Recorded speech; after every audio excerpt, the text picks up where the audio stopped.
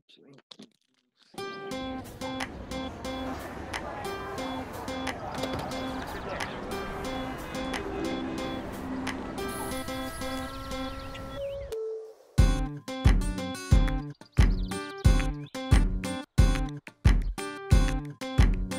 Welcome to Creative Mornings, everybody. As you know, we're a global breakfast lecture community. This one is based in Derby, even though we're a few of us are from further afield today. We've got a couple of guest speakers, thanks to the magic of Zoom and geography not being an issue. Matt Bagwell, who is sharing screen and Love to Learn currently, is going to take us through some breath work. Don't worry, he will explain what that is.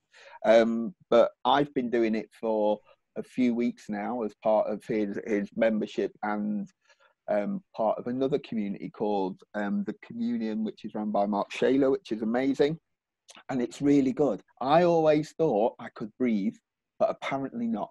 So this is going to be really good. And then we've got Jamie Denyer from Essex, who is the grief preacher, who will bring the polar opposite sort of energy to the thing. He is a bit of a live wire and a bit of a thing, but it will be difficult to get people from Brighton and Essex to attend our little thing in Derby at 8 o'clock on a Friday morning without the beauty of Zoom. So we shall be very grateful today. And I'm just going to shut up and hand over to Matt. You have the screen. If you can mute yourself, please. If you're not muted already, that'd be amazing for the video. All right, let's begin. So, can you hear music? You can hear some music. All right, hopefully you can hear my voice and hear some music.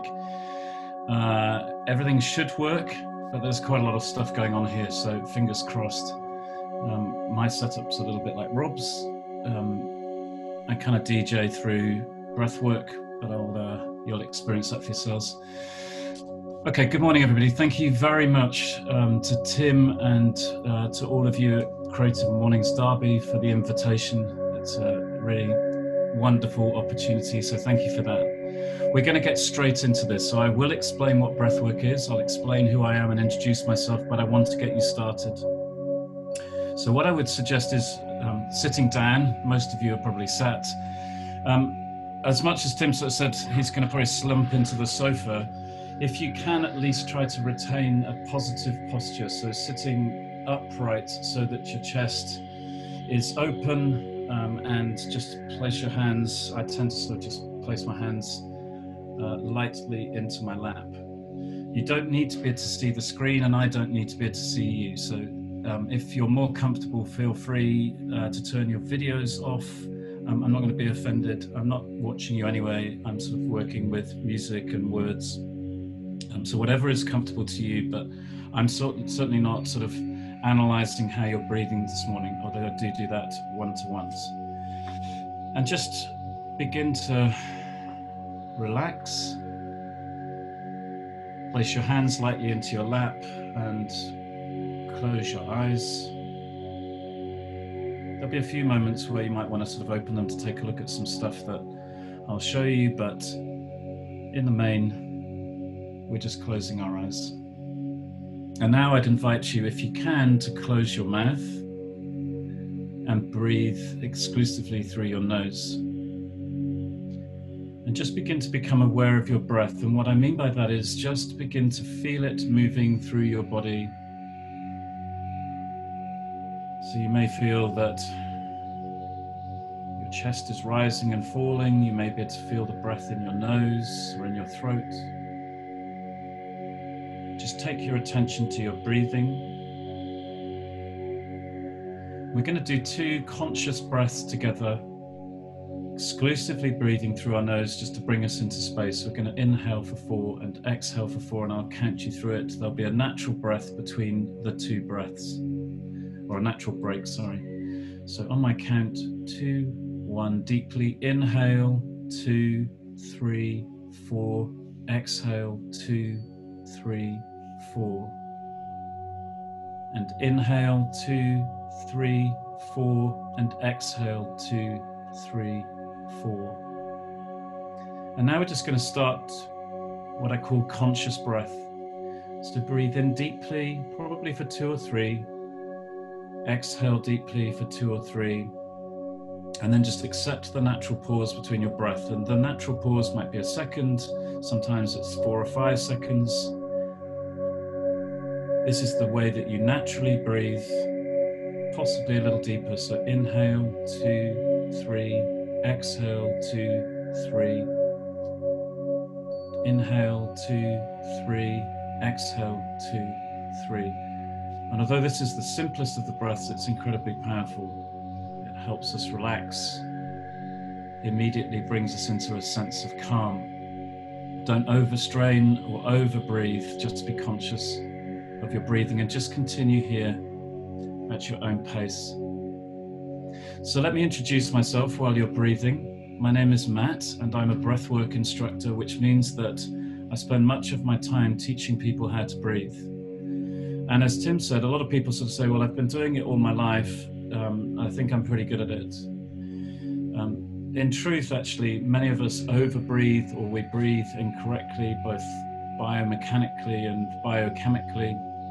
And that can mean that it can inhibit our ability to relax. It may inhibit our sleep. It may inhibit our work performance or our sporting performance. And so I work with a range of people in a range of different classes to help them to address the symptoms of poor quality breathing, whether that's to enhance their sports and fitness, or maybe their work, or just their day-to-day well-being. And so I teach everybody from elites in Team GB through to mere mortals, just as like myself, who are interested in improving the quality of my health and well-being.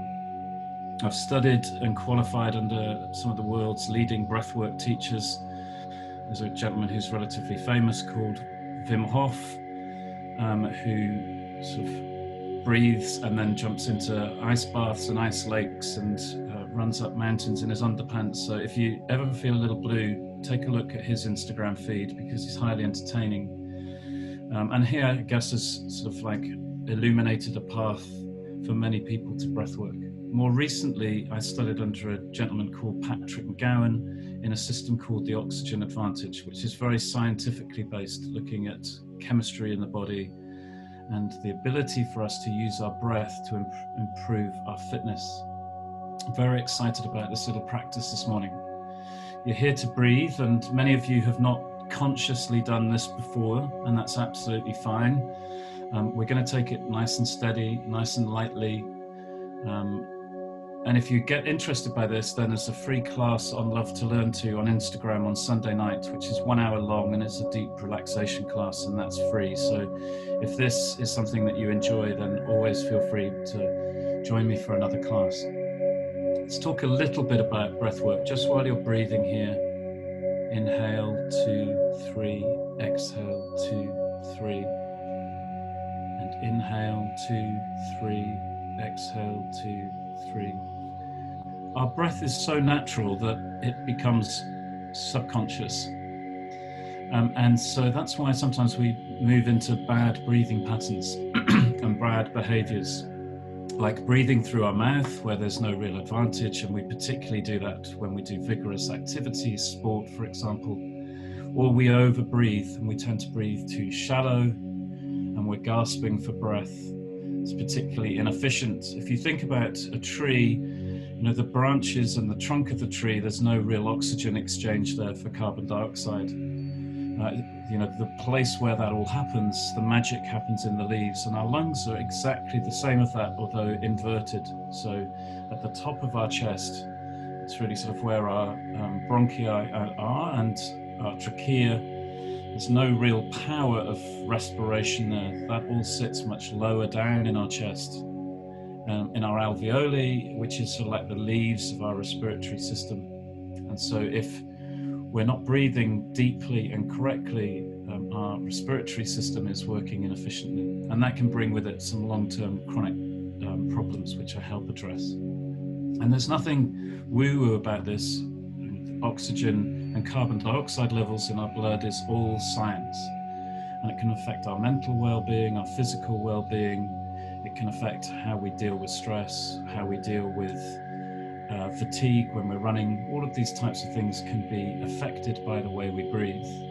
When we oxygenate our blood, then we oxygenate the frontal cortex of our brain, where we think about the future and we make decisions. And when we have highly oxygenated blood there, we're able to think positively and think clearly. But similarly, when we lose control of our breath, we can lose control of our minds.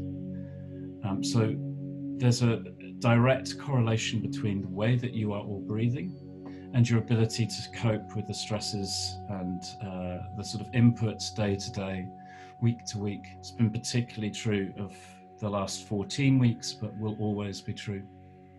And at this time, as we sort of transition into whatever comes after this lockdown, and we begin to understand the new normal, we need our minds to be strong, we need our bodies to be strong, and we need to be resilient, and breathwork can be a path towards that.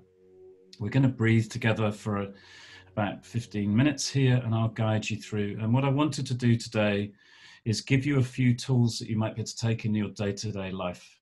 So it's a bit of a sort of a tasting menu of breath work. I'm not going to do the particularly deep stuff because we're not together face to face, and one day, if you'd like, I can come to Derby. I love to travel around the country teaching people to breathe, so that's all possible, but we'll keep it light today. So the first exercise we're going to do is called Breath Light.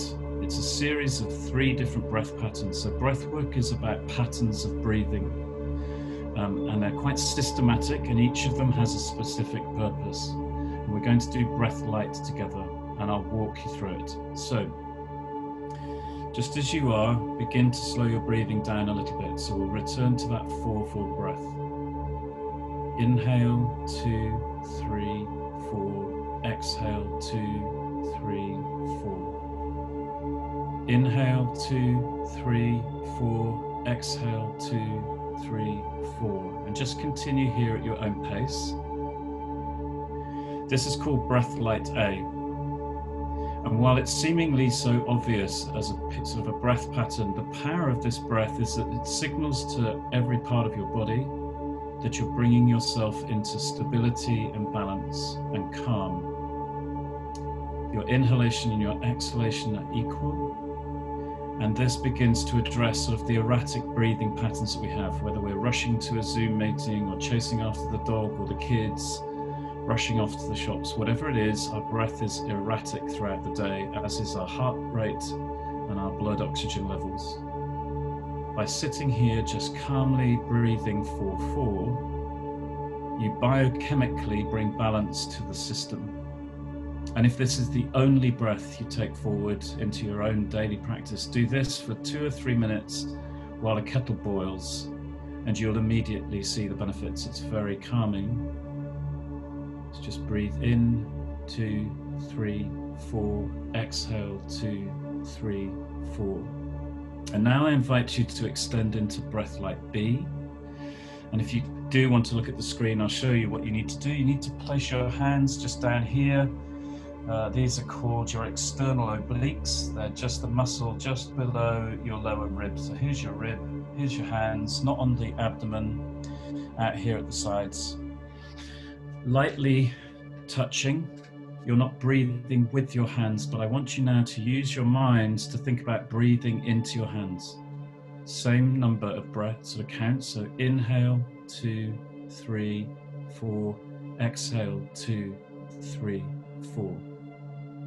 And inhale, 2, 3, 4. Exhale, 2, 3, 4. Just keep breathing here. Visualizing the breath going into your hands and pushing them out and up. And as you exhale, they drop down and in. Now, this is a particularly powerful breath. It changes your biodynamics. As I said to you, we tend to breathe too shallowly and into the top part of our chest, almost gasping for breath. But here, we're beginning to change where we breathe to, and the greatest advantage, the greatest exchange between oxygen and carbon dioxide happens here, deeply down near our diaphragm. And over time, again, if you do this for 2 or 3 minutes a day, you will retrain your body to change the way you breathe. And for example, some people can then apply that to, say, their running or to their cycling or to their sort of daily walk, where they're able to close their mouths periodically and breathe more deeply. And although we have that tendency to pant as we exercise, it is far more efficient if we slow our breath down and send it further into our body. So hopefully you can feel that. And I find that this is a great exercise if you're somebody who likes to meditate or use mindfulness practice, because as those thoughts drift in about the day, you can just use this lightness of touch to bring your attention back to your breath. We're now going to move into breath light C. Breath light C, we ventilate the body, and I'll explain that when we're doing it. So if you now just inhale, 2, 3, 4, exhale, 2, 3, 4, 5, 6. Just breathe out more than you're breathing in. So inhale, 2, 3, 4, exhale, 2, 3, 4, 5, 6. And you should now start to feel a little bit of something we call oxygen hunger. So you're breathing out a little bit more than you're breathing in. Just continue at your own pace. The benefit of this breath is that when we breathe normally, there's about 20% of the air in our system that is residual. So we don't exchange 100% of the gases in our body. And so this is like a little this is like a breath detox. We're just clearing more of the air in the system. So these 3 breaths done in series, A, B, and C, are incredibly powerful. And if I were writing you a breathwork prescription, then I'd say do these every day for 4 or 5 minutes. If it can become habitual, then you will experience the power of it over time. The next breath, you will possibly need to look at the screen.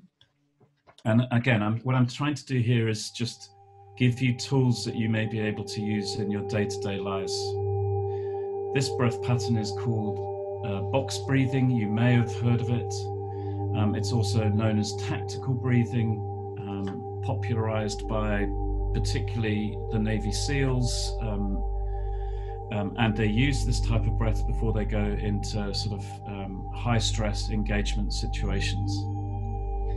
This one is a great way to say relax and focus before a presentation or a meeting that you might have, or a sort of a discussion where there are sort of challenging things to be covered. And it works because it particularly focuses your mind. So I'm going to show you a picture. If you're a visualizer, you'll find this easy, but if you're not, then here's a picture of a square. And what we're going to do is we're going to inhale for a count of 4, hold for a count of 4, exhale for a count of 4, and hold for a count of 4. It's not easy for me to trace around this box back to front, but I'm sure you understand the process. We'll do it together. It's called box because I literally either need you to look at the box or visualize one in your mind's eye. And when you do this yourselves, then shut your eyes, see the box, and walk your breath around it. So on my count, 2, 1, and inhale, 2, 3, 4, hold, 2, 3, 4. Exhale, 2, 3, 4, hold, 2, 3, 4.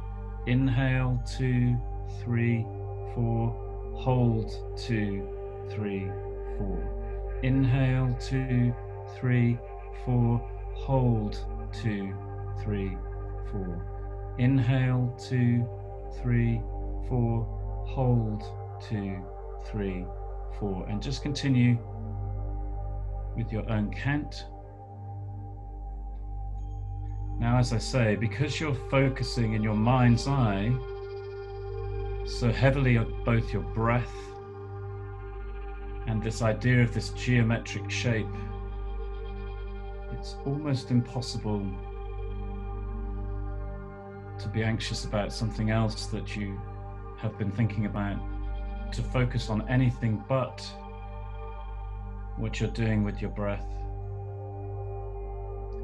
2 or 3 minutes of this will open up your mind to be clear, will provide focus, will release anxiety, place you in a position to move forward with control. So one final time. And inhale, 2, 3, 4. Hold, 2, 3, 4. Exhale, 2, 3, 4. Hold, 2, 3, 4. And now just relax your attention a little here.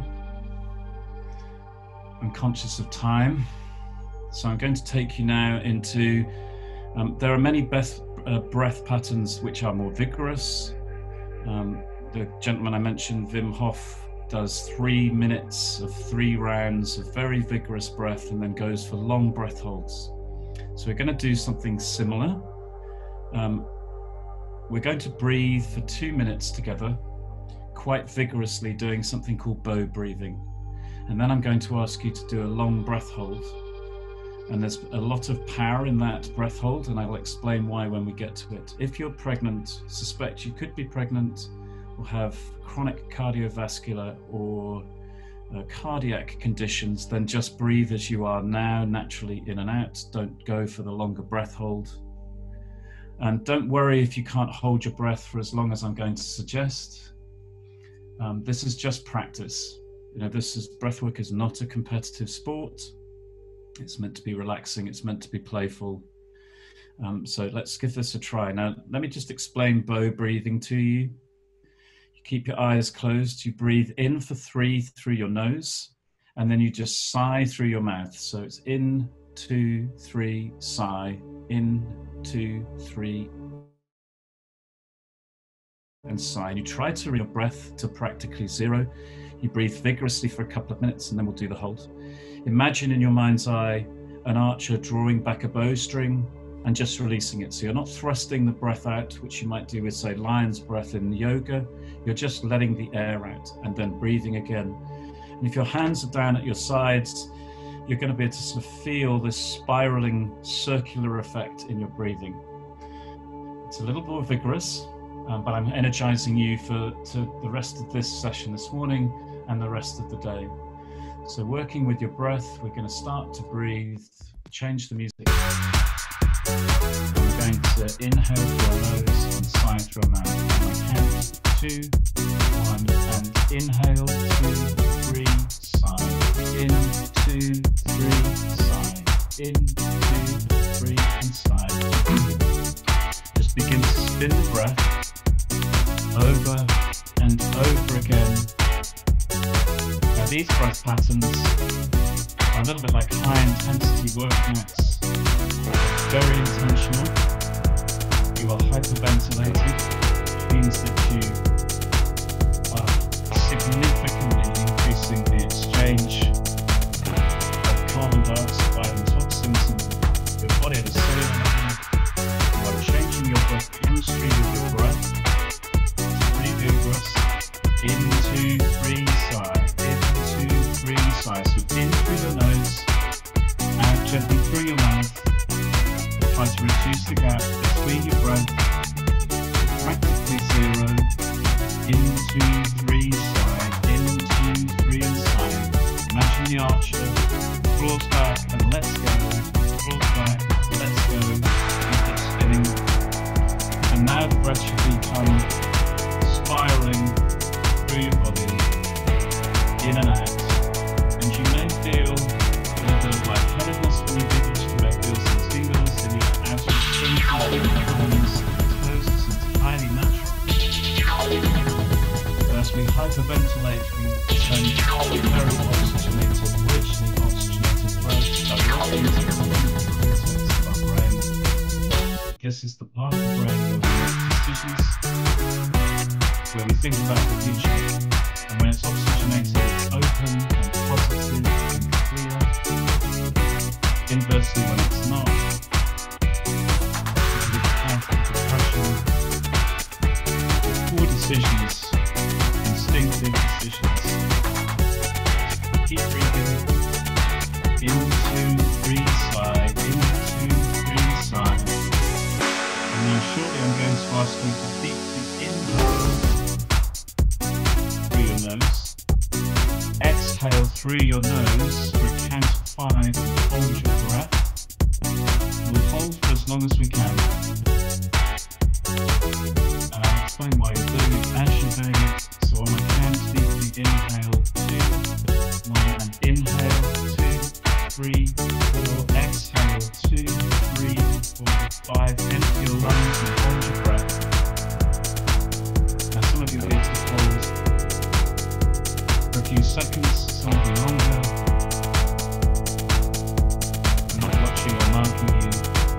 Just play here at your mind. Control your breath. Your body will tell you to breathe. Just relax into this. Hold your breath. Now as we do this, we build up the gas in our nasal cavity called nitric oxide, which is an anti-inflammatory, antiviral, and antibacterial. So there's lots to talk about this particular breath hold during lockdown,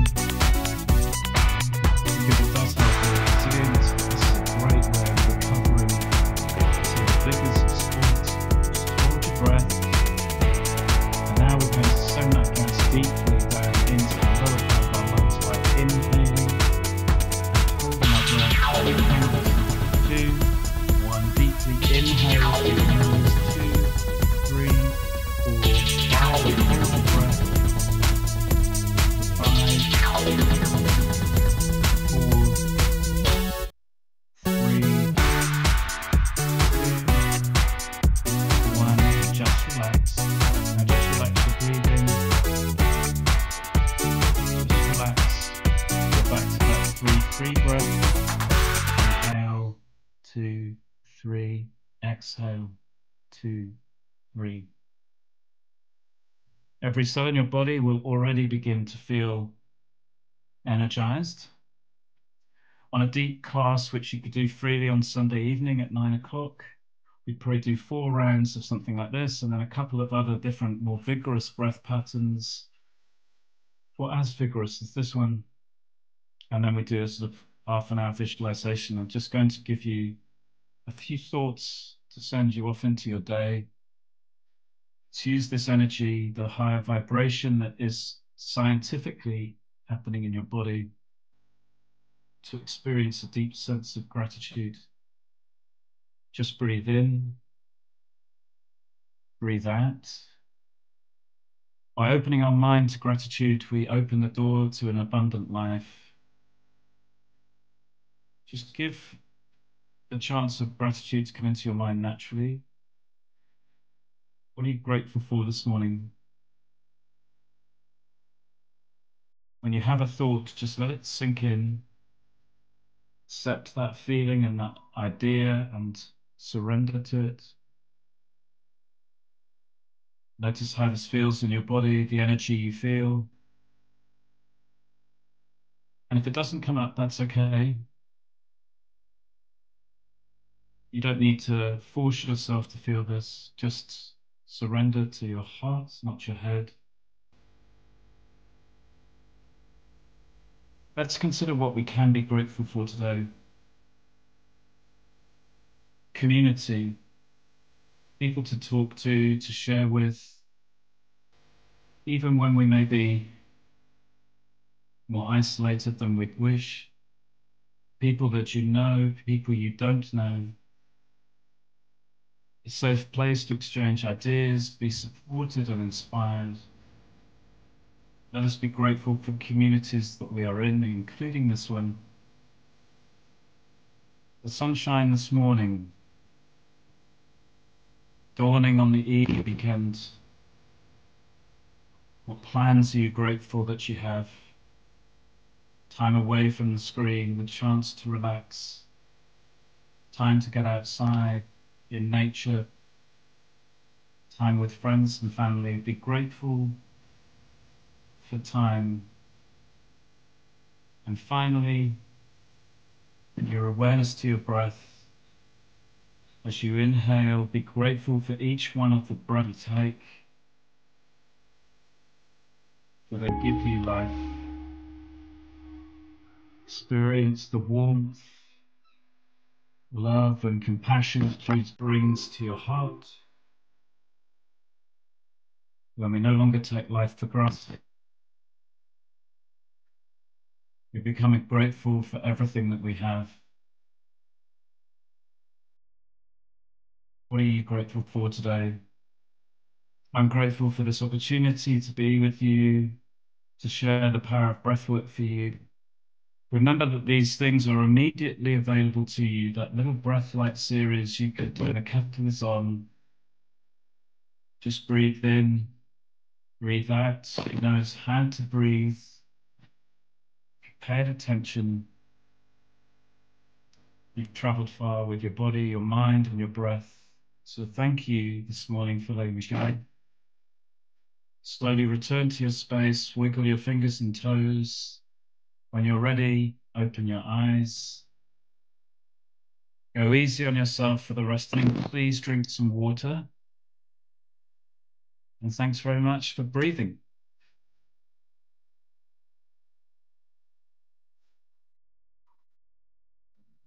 Brilliant. Thanks very much, Matt. If everybody wants to come back into the room. Hello, people. Have we got any sleepers? Anybody super chilled out? So how was that for people who was their first experience of breath work? Anybody, just stick your hand up or unmute, shout yourself out if you've got anything, any kudos to say for old Matt. Everybody good? I got super hot. I was like hot. Yeah. Really hot. Yeah, it happens. It can happen. It's quite vigorous, Jenny. I mean, you are doing a little bit breathwork workout there. Yeah. No, but it was good. Thank you. It's really Good way good. to start the day. I could smell incense from the moment I started breathing. Must have been taking me back, I suppose. Yeah. Possibly. I don't know how that works because I've been burning incense this morning, so maybe a new version of Zoom that we don't know about, Kerry. It's a new update. Must be. It's a new update. That's brilliant. So I've put in the chat why we were breathing, why you guys were breathing there. Matt's Instagram handle, and there's as you said, there's a live class again. What time is it? Sunday, Matt? It's Sunday at 9 o'clock. 9 o'clock. That's PM. And it's entirely on Instagram Live. My name there is Love to Learn To. But what I'll also do is I'll just write up the little breathwork patterns that we did there today, and I'll send that to you by email. I want to share that with people, then Awesome. It'll be a little bit of a reminder just to help. It's really good. Thank you very much, Matt. Big round of applause and silence in your screens would be lovely. Thank you very much, everybody. It's a pleasure to do that. Thank you. Thanks, Matt. Thanks for coming. So we've had a few more people join us, including our speaker, Jamie Denyer, is in the house, ready to take over shortly. So we're going to jump straight in with that. So I'm going to share my screen now and just run through the introduction. Jamie, are you ready, my man? It's about time. Here we go. So here we go. Let's share my screen. Bear with me a second, folks. Here we are. Good. I was on Teams yesterday for a meeting, and it's such a horrible thing. It's so clunky and takes ages to load everything. I'm pleased to be back on Zoom. Said nobody ever in lockdown time, apart from me. So welcome to Creative Mornings. We've just had the fabulous Matt Bagwell from Love to Learn To taking us through a breathwork session. I know some of you missed the very beginning of that, but we have two special guests today, so we've had to get going with festivities pretty sharpish. But you can find Matt's Instagram handle in the chat if you scroll back a little bit, at Love to Learn To on Instagram. You'll find everything you need to know about Matt and breathwork in there. So welcome to Creative Mornings. We've got a slot for lightning pitches after Jamie's talk towards the end and after Q&A. So please hang around if you want to shout anything out at all. Then your time will come following Jamie. This was Matt. He did Love to Learn To. And now you all know how to breathe a little bit better. It's honestly, I've been doing it for a few weeks, and it's one of my favorite things to do. Which is odd when I try and explain that breathing is one of my favorite things to people who haven't experienced breath work. But you know, it's a chatting point. It keeps you aware. So Creative Mornings is on, and we are sponsored and couldn't do this without our global partners. MailChimp is our global marketing partner. As you're fully aware, does email and a whole new marketing platform. And they've got a new offer for you. So it's to do with, they've teamed up with Courier Magazine, and there's a download on the link. I will pop that in the chat as well.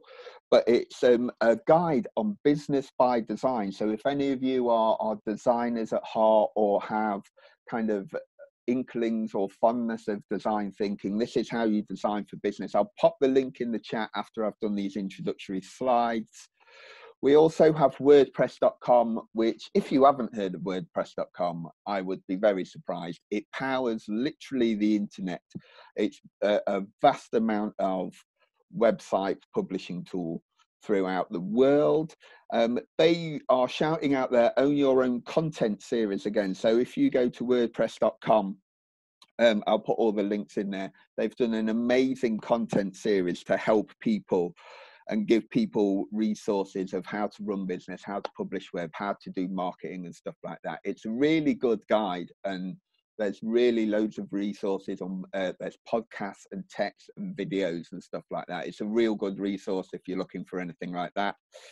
And then we've got Basecamp. Basecamp is our partner for project management, as you well know, and they've come out with a new tool you may have seen shared around in the social space called Hey. So if you go to hey.com, there's a free 14-day trial, and I know a few people who've done this on the email, and it really is a bit of a game changer for email. So if you don't like your current email client, your email provider, then hey.com is worth a try, and it's free for 14 days if you do it. Again, I'll pop the links in the chat. And today's topic, so if you've not come to a Creative Mornings before, we are a global community in 215 cities, and every one of those cities, every one of those chapters every month has a theme, right? A global theme that we all speak on. And we've got Jamie Denyer sharing his thought on the topic of underdog today. So I'll just read the definition of underdog.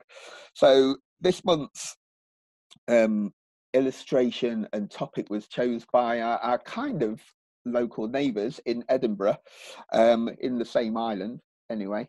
And they've chosen this kind of this beautiful thing by Astrid Jekyll illustrated the theme, and MailChimp is sponsoring the theme globally. But she says, an underdog questions and expands what is considered possible. Now, we've just done a bunch of breathwork with Matt Bagwell that questioned and expands what we thought breathing was. And now it's time for Jamie Denyer to take over and share his thoughts on underdogs. When I was told about the topic of the underdog, it's like I really kind of like analysed it. And yeah, I said that I was really, really pumped up about this particular label, because I think everybody in the past has felt like an underdog. And it's like, what you have to understand is even though we may have been felt like it in the past, we actually are underdogs all the time, right? Now, I don't mean this derogatory, because so many people, right, they want to be the top dog. They want to be the top dog in what they do. They want to be the top dog in what they achieve. They want to be the top dog in who they are. So I want you to embrace this, because it's exactly the same as like the Stoic Marcus Aurelius. He says, like, when you embrace and acknowledge death, that's when you start to live. So if you embrace the underdog tag, it gives you the impetus to actually work harder, because when you're the underdog and you achieve something, right, it gives you something like the reward will be sweeter. It's like the success will be greater. Like, you're more fulfilled, you're more satisfied. It's like, put it into football terms, it's like whenever, let's say, for instance, Chelsea, Man City, Manchester United, Liverpool win the title, it's like, yeah, it's good, but it's expected. But then all of a sudden, when you get like back in the 90s, like the team like Blackburn winning it, like just recently Leicester, like when Leicester win, you get more fulfilled, right? There's more satisfaction to it, right? So when you are the underdog, yeah, the success is better, the comeback is greater. Now, who is this thing, or what is this thing that's making us the underdog? And it is life itself. Now, life can actually come at us at any given moment, and I don't care what car you drive, I don't care what house you're in, I don't care how many bedrooms it's got, I don't care how much your suit or your Jimmy Choo shoes cost, right? I don't care like how much money you got in the bank. The big dog can come and like literally knock you down at any given moment, and it is life. Right now, I'm not talking about knocking on the door and asking to come in unannounced, like nice and politely. Like this thing called life can smash your front door off of its hinges and come in like a tidal wave, like a tsunami, and properly test you. Now, when you acknowledge being the underdog, it gives you the impetus to come back and actually fight more, to put in more effort, because we're very, very selfish in our clandestine nature, right? We expect big results by putting in like a little amount of effort, because we live in an instant generation, right? We get stuff instantly, right? There's information from around the world. You get it instantly, and it bleeds into our psyche, it bleeds into our mentality, it bleeds into our culture, that we expect stuff like instantly, put in a little bit of effort to get maximum reward. And what you have to do is you have to flip it, right? So you have to, as an underdog, put in like the maximum amount of effort to get minimum reward every single time. And this thing called life, like I say, it comes to everyone. And like the greatest example in which I hold up is life will come and smash you down if you let it. And the biggest example in which I use is a guy called Tyson Fury, right? Now, Tyson Fury, 6'9", 18.5 stone, gypsy. Like, we're talking the world heavyweight champion boxer. If that guy got took to the brink, and you, like, I dare anyone to stand in front of that man and say, like, you're weak. Do you know what I mean? It's like this guy is an amazing example on like what a warrior should be and what a warrior is. And if it took him to the brink, then you got to realize that life will take us to the brink, and at any given moment we can be the underdog. Now, this, like I say, is a good thing to embrace and a good thing to acknowledge, because it causes us to come back. It causes us to fight back. Now, how is it that we come back when we are the underdog? Now, I use an example, like a lot of us, like, now when I've just held up the example of us being putting in like little amount of effort to expect maximum reward, it's summed up in a video that's on YouTube, right? And it involves dogs, and like that's why this is so relatable, right? And it resonates, is because, right, there's a video on YouTube, right, where the hunters, right, there's some hunters in America, and they've basically, right, they've got a pack of dogs, hunting dogs, and they're hunting this massive wild boar, and they're in a really shallow river, right? And it backs the wild boar up against the riverbank, right? And there's 3 dogs that are surrounding this boar, and it's all barking, right? They're making a lot of noise, right? Right? And they're just biting it. They're taking little nips out of it. And you're thinking, listen, why are you not doing what you was bred to do? Like, why are you not doing what you're best at? And these 3 dogs are just making a lot of noise. And that's the thing, is a lot of people are like those dogs. They're making a lot of noise, and they're just taking little bites out of life. They're just taking little bites. Like, when a problem comes, when you become the underdog, you're taking little bites out of it, and you're making a lot of noise. But what the hunters then do is, these dogs are, listen, they've had their chance, and what do? They set the pit bull loose. The pit bull just goes like an arrow, bang, like literal straight line. It goes boom, straight for the throat, takes it down in 15 seconds, and takes the life out of this boar. So that's what we've got to be like. See, a lot of people like those dogs. A lot of people like those dogs, just making a little bit, well, making a whole lot of noise and just taking little bites out of it. They're biting it on the side, they're biting it on the leg. But you need to be like the pit bull and go and take the life out of this problem, right? Once it comes to you and makes you the underdog, you've got to be like the pit bull and take the life out of it. So what do you need to do in order to counteract the underdog when this particular problem that doesn't ask to come in politely, when this particular problem that comes in, smashes your front door in, right, and makes you the underdog in every single aspect? We're talking about physically, mentally, emotionally, psychologically, spiritually. Like, how are you going to come back? Like, what are you going to do? You need to bring your R game.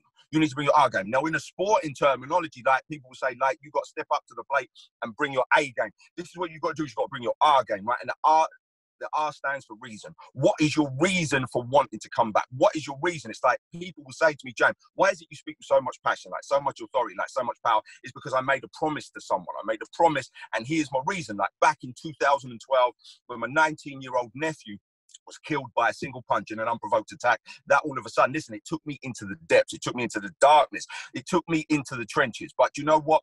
The trenches is a good place to be. The trenches is a place where battles have been won, wars have been won, but ultimately where heroes have been made. So if you feel like you're in the trenches at any given moment, look at it as an opportunity to become a hero, to win a battle, to win a war. But this particular situation took me into those trenches. Now, I saw things that I didn't want to see. I experienced things that I didn't want to experience. But you know what? When I look back at it now, yeah, it's one of those that has strengthened me, and I needed to go through that, because no one gets strengthened, no one develops, no one improves unless it's done in a way that properly makes you uncomfortable. And people have